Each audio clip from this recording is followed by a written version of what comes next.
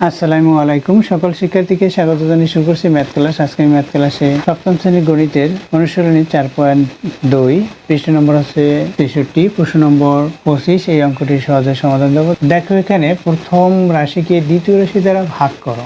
লিখি নম্বর 25 প্রদত্ত রাশি বা দেওয়া আছে প্রদত্ত রাশি।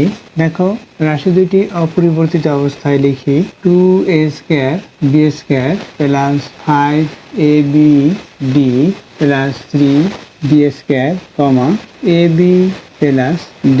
এই প্রথম রাশিকে দ্বিতীয় রাশি দ্বারা ভাগ করবো, সুতরাং দ্বিতীয় রাশি হচ্ছে ভাজক। তাহলে লিখি প্রথম রাশিকে দ্বিতীয় রাশি দ্বারা ভাগ করে পাই।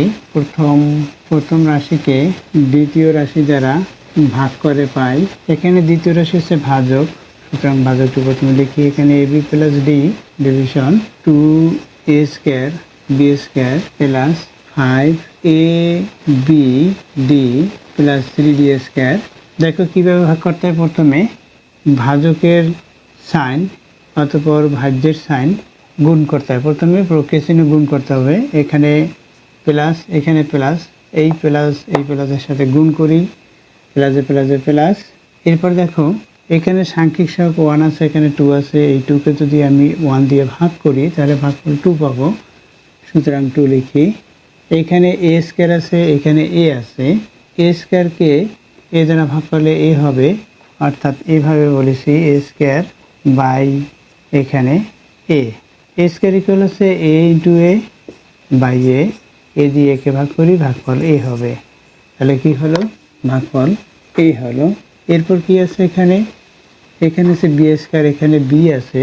b²কে তদ্রুপ b দিয়ে ভাগ করলে b এই হবে। দেখো তাহলে লিখি b। এখন এই 2ab দ্বারা, অর্থাৎ এই যে ভাগফল পেয়েছি সেই ভাগফল দ্বারা ভাজকের প্রত্যেকটি পদকে গুণ করব। অর্থাৎ প্রথম পদকে গুণ করি, এখানে প্লাস, এখানে প্লাস, প্লাসের সাথে প্লাস গুণ করি প্লাস। এখানে 2 আছে, এখানে 1 আছে, 1 এর সাথে গুণ করি 2 দিয়ে 2 হবে। এখানে a অর্থাৎ a², এখানে b, এখানে b² এটা হলো। এরপর কি প্লাস, এখানে প্লাস, প্লাসের সাথে প্লাস গুণ করি প্লাস হবে 2 দিয়ে। এখানে 1 আছে, 1কে গুণ করি 2 হবে। এখানে ab আছে, এখানে d আছে, সুতরাং ab d হবে। গুণ করলে এটা গুণ করলে আমরা এটা পেয়েছি। এখন কি এই দ্বিতীয় রাশির প্রক্রিয়া চিহ্ন পরিবর্তন করব। এখানে প্লাস আছে মাইনাস লিখি, এখানে প্লাস আছে মাইনাস করি। এখন বিয়োগ করব। দেখো যেগুলো পদ একই সেই পদ থেকে একই পদ বিয়োগ। এখানে 2 আছে, এখানে 2 আছে, এখানে স্কয়ার, এখানে স্কয়ার, এখানে b², সুতরাং এটা থেকে এটা বিয়োগ করি, তাহলে এখানে 0 হয়। এখানে কি হয় দেখো, এখানে 5, এখানে 2, বড় কোনটি 5 এর সাইন আছে প্লাস সাইন, 5 থেকে 2 বাদ দেই 3 হবে। এখানে রাশি কি আছে a b d এটা আছে। এরপর এটা কি পরবর্তী পদ লিখে দেই, অর্থাৎ নামিয়ে দেই। এখানে প্লাস 3d² এটা লিখলাম।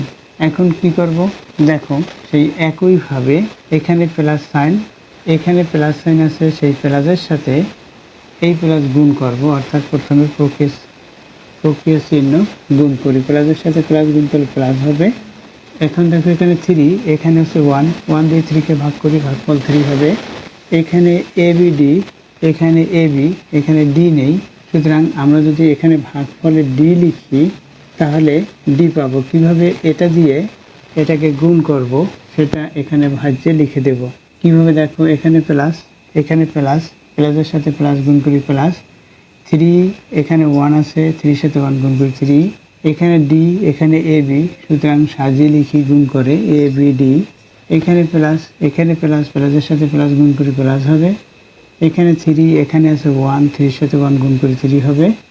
এখানে d, এখানে d এর সাথে d গুণ করি d² হবে। এখন দ্বিতীয় রাশির প্রক্রিয়া চিহ্ন পরিবর্তন করি। এখানে প্লাস আছে মাইনাস, এখানে প্লাস আছে মাইনাস। এখন কি হবে, এটা থেকে এটা বিয়োগ 0।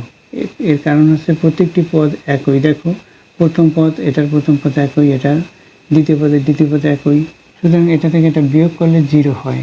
কারণ হচ্ছে এখানে 3, এটা হচ্ছে প্লাস সাইন, আর এটা হচ্ছে এই যে প্রক্রিয়া চিহ্ন পরিবর্তন করেছি এটা ধরে আমরা বিয়োগ করি, অর্থাৎ যোগ করি। আমরা এটার সাথে এটা যোগ করলাম। এখন বিয়োগ করার সময় সাইন পরিবর্তন, এরপর হচ্ছে যোগের নিয়ম অনুসারে যোগ করলাম, 0 হলো ভাগশেষ। ভাগফল কি এটা, তাহলে কি ভাগফল বা নির্ণেয় ভাগফল লিখি। নির্ণেয় ভাগফল কি 2ab প্লাস 3d, এটা হচ্ছে নির্ণেয় ভাগফল, এটা হচ্ছে উত্তর। আশা করছি অঙ্কটির সমাধান বুঝতে পেরেছ। দেখো এর বিকল্প নিয়ম আছে। এই বিকল্প নিয়ম শিখতে বা জানতে চাইলে অবশ্যই কমেন্ট সেকশনে কমেন্টস করবে, আমি বিকল্প নিয়ম করে দেখাবো। আশা করছি এই নিয়মটি বুঝতে পেরেছো। এতক্ষণ ম্যাথ ক্লাসের সাথে থাকার জন্য সকলকে ধন্যবাদ জানিয়ে আজকের মতো বিদায় নিচ্ছি।